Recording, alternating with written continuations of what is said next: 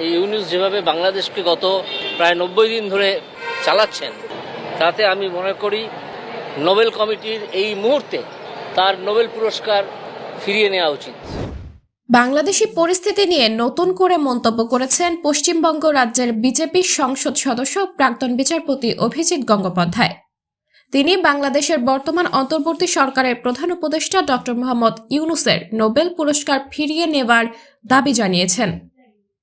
তিনি বলেন, যেভাবে বাংলাদেশে অন্য ধর্মের ওপর আক্রমণ চালানো হচ্ছে, বিশেষ করে হিন্দু ধর্মের ওপর আক্রমণ হচ্ছে, তাতে আমি মনে করি এই মুহূর্তে মোহাম্মদ ইউনূসের নোবেল পুরস্কার ফিরিয়ে নেওয়া উচিত। শনিবার 30 নভেম্বর এবিপি আনন্দ চ্যানেলের এক প্রশ্নের জবাবে তিনি এমন মন্তব্য করেন। অভিজিৎ গঙ্গোপাধ্যায় বলেন, বাংলাদেশে যা হচ্ছে তা অত্যন্ত অন্যায়। অন্তর্বর্তী সরকারের পক্ষ থেকে এ বিষয়ে কোনো কার্যকরী পদক্ষেপ নেওয়া হচ্ছে না। ইউনূস গত 90 দিন ধরে যেভাবে সরকার চালাচ্ছেন তা সম্পূর্ণ বেআইনি।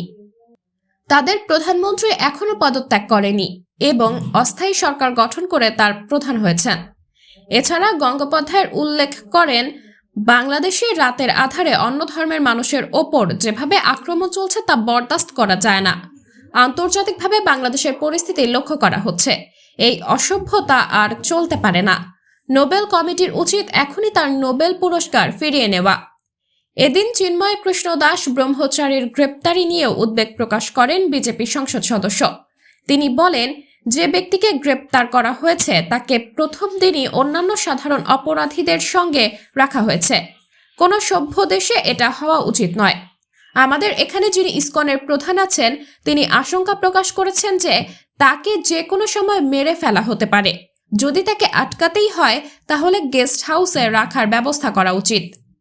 সাবরিনা জলিল, সবার কথা।